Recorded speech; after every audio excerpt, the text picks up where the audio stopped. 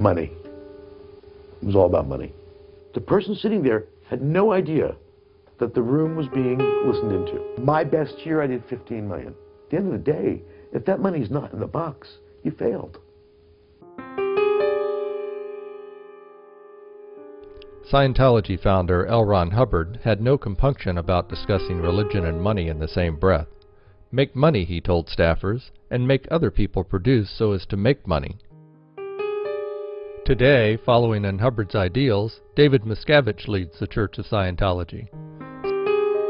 Speaking to dozens of Scientology insiders, a St. Petersburg Times investigation has found the church takes in astonishing sums of money. For 16 years, Levy worked 12-hour days selling counseling services at the Church of Scientology's worldwide headquarters in Clearwater. Levy now speaks in unprecedented detail about the process and pressure to reach his $200,000 weekly quota by 2 p.m. every Thursday. He estimates his small team alone took in $100 million a year for the church. A registrar, best way to describe it is basically a salesman. It's a sales function, okay? People come into the organization and they need to get service. Service costs money. The registrar works with them to basically, if you cut through all the stuff, he works out how they get it paid for. We would get a technical evaluation of what the person needed. The technical area would tell us he needs so many intensives. An intensive is 12 and a half hours of auditing, right? And that's how it was sold. He needs so many intensives. There was a sliding scale discount. The more you bought in one group, the higher the discount and the less it cost you. I tried never to sell one intensive because that was the highest price. The latest price when I left in 2009, one intensive, now this is of upper level auditing, was $7,800. You got the part of the registration cycle where the person's got his estimate, he gets enlightened on the service, he gets to understand why he needs it, what it's going to do for him. Now, how do we pay for it? And you might say, well, I don't have any money. Most people said that, and in the end they paid you. A lot of repeat business, right? Maybe I've registered this guy for 10 years. I know him. I know his wife, I know his family, I know his kids. I know where he lives, I know how many cars he has. I know all about him. I know the 401ks that he always pulls the money out of. I know the college fund. I know everything that I've needed to know to get him to pay me money over 10 years. So, you've got a guy in front of you, and he says, I don't have any money. And you say, well, how do you know? Oh, because I know all my cards are maxed out. Well, let's check them. Now, one of two things. He doesn't want to check them because he knows he has credit available on them, but he doesn't want to use it. Or he forgot and didn't know. Or, what I often found is, he got an increase he didn't even know about because they gave it to him automatically. He never looks at his statement. I said, well, let's just check them out right now. I'll tell you what, you go have a cup of coffee, give me your cards, and maybe he had 6 or 8 cards and he didn't want to spend an hour calling them. I could do it in 10 minutes, right? So give me your cards, and I'll need this information. Okay, good. Now, go have a cup of coffee, relax, I'll find out all the information and we'll get back together. So I make all the calls. I want to say, okay, you have $35,000 available credit. They go, I do? Realize the money is just a means to achieving something the person wants. And it's a fair statement that nobody pays for something that isn't going to give them some benefit. Everything you buy, you expect to give you a benefit. If you don't expect the benefit is worth the money, you won't buy it. Well, the benefits that we're giving in Scientology are priceless. Some of these things that people get handled, want to get handled, and do get handled, you couldn't put a price tag on it. It means to them a form of freedom. So where's the limit on what that's worth? So money is a very passionate subject. When you talk about money, you can run into all sorts of emotions about it, right?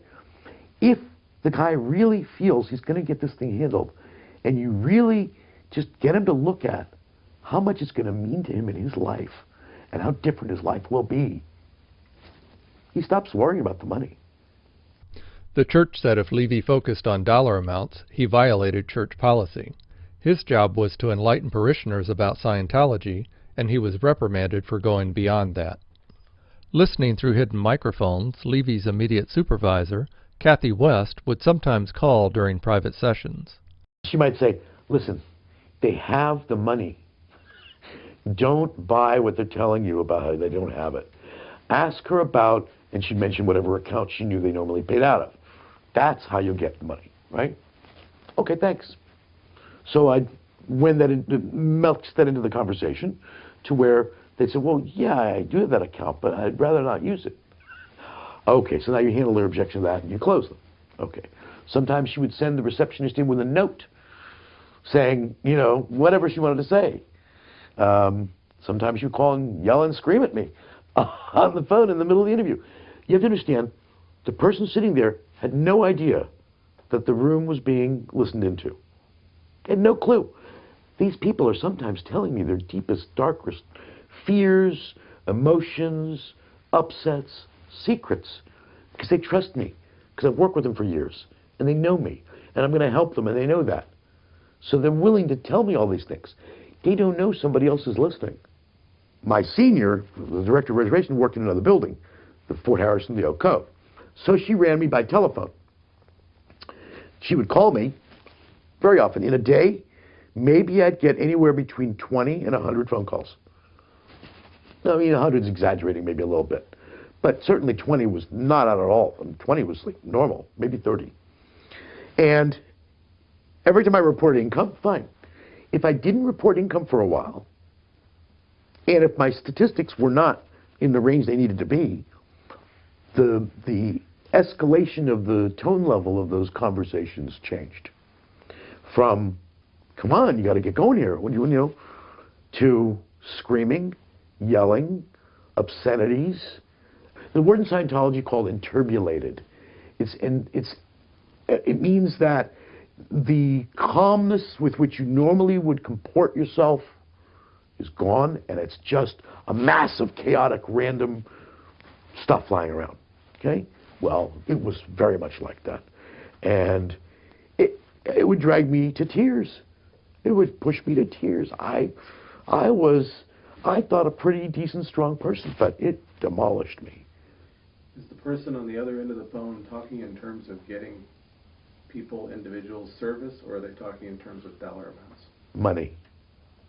It was all about money. That was all about money. You know, there was a lot of training that we had about how it wasn't all about money, and it was all valid training, and we did use it, and a lot of that was utilized. But I don't know how to put it. It's like, if you're fighting a war and you're talking about, taking prisoners, when the guy's sitting in front of you, you're going to shoot him and kill him dead. That's what you're supposed to do. Well, it's kind of like that. It's about helping people and getting them up the bridge and getting them serviced and getting them to improve their lives. But in the end of the day, if that money's not in the box, you failed. That's all you were measured on. My statistic was not number of people that I helped. My statistic that I was measured on was number of dollars gotten in. Very simple. Gross income. The Church said its system of monitoring staff through statistics is useful and effective. Further, the Church said that microphones were used to ensure fundraising interviews are conducted according to Church policy, which is publicly available to parishioners, and that fundraising interviews are conducted in accordance with Florida law. The Church also said Sea Org discipline is comparable to that of other religions, and that West was never abusive to Levy. Constantly working, Levy took in $200 million during his time as a Reg. I almost never took any time off. I think in the time I was married, which was 12 years, I took off 2 or 3 days with my wife. I remember one year where I was number 2. It was like I was the new kid on the block and I was number 2 and I was proud of it.